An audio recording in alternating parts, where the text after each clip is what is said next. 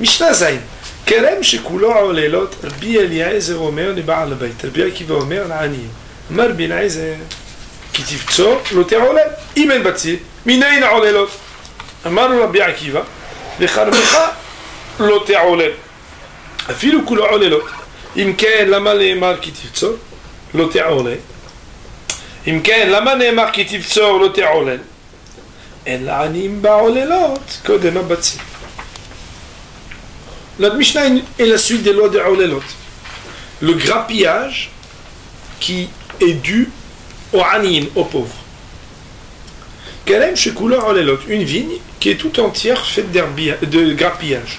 Autrement dit, un bonhomme, le pauvre, au lieu d'avoir des belles grappes, il n'a que des grappes qui ont ni katef ni natef, il n'a que des grappillages. Rabbi Eliezer Omer, Rabbi Eliezer de dire, les ba'alabayt, qu'il n'a pas besoin de les donner aux pauvres, il peut les garder pour lui, le propriétaire. Rabbi Akiva Omer, Rabbi Akiva de dire, l'Anim, il le donne tout entier au Anim, aux pauvres. Amar Bil'ez, Rabbi Eliezer qui a dit que c'est pour le propriétaire, il va fonder dans les versets de la Torah qui parlent de Olelot, mais dans le livre de Devarim, son opinion. Il est marqué, Kitiv Tzor, etc., Lote Olel. Lorsque tu vendangeras, c'est-à-dire que tu récolteras pour toi, Lote Olel, tu ne prendras pas les grappillages, c'est-à-dire que tu le laisseras au pauvre.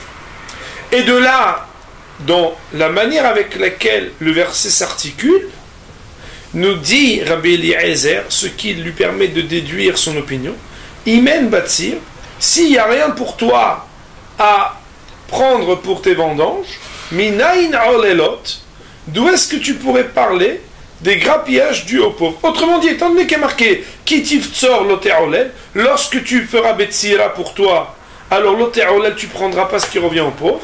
Il comprend que par contre, Kilotiv Tzor, quand tu ne pourras pas en prendre pour toi, parce qu'il n'y aura rien à prendre pour toi, parce que c'est des grappillages, Lote Olel, tu ne donneras pas les grappillages aux pauvres, tu pourras les prendre pour toi.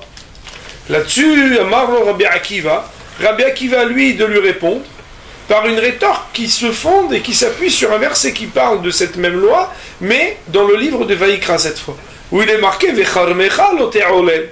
Il n'y a pas parlé là-bas des vendanges et de ce que tu récoltes pour toi, mais Vecharmecha et ta vigne, Lote Olel, tu n'en prendras pas le grappillage.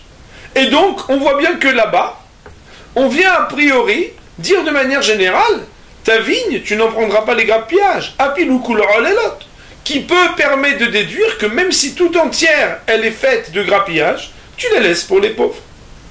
Alors, Behemet, la Mishnah de demander Imken lama ne'emar kitiv tzor lote olen.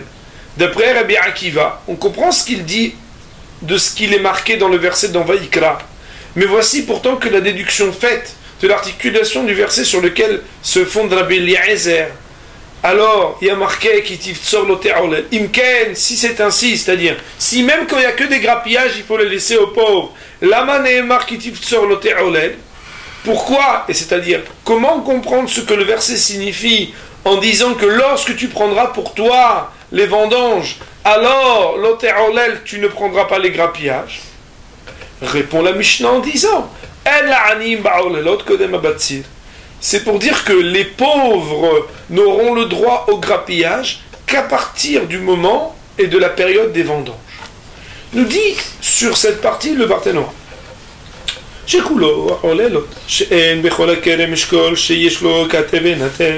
Qu'il n'y a aucune grappe dans toute la vigne qui a ce qu'on appelle katev et natef. On avait parlé d'épaule et de superposition.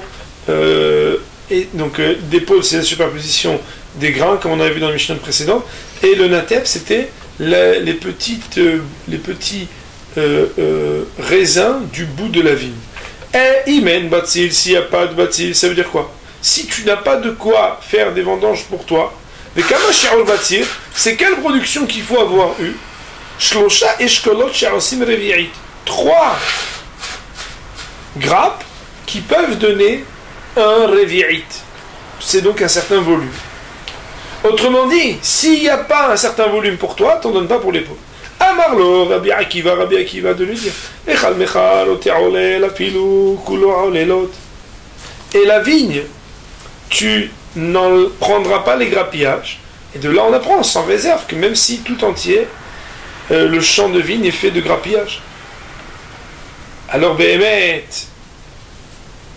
on veut comprendre comment Rabbi Eliezer aurait compris ce verset.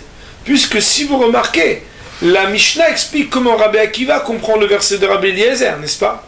Mais la Mishnah n'explique pas comment Rabbi Eliezer aurait compris le verset de Rabbi Akiva. Barthénora nous dit, Rabbi Eliezer, et Rabbi Eliezer, Amar, lui, aurait répondu de ce verset qui dit,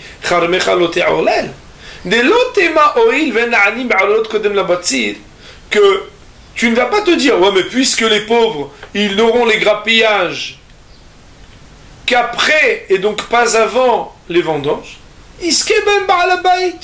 moi je vais les prendre avant les vendanges, je vais les enlever. Lui, il comprend que c'est ça que le verset te dit.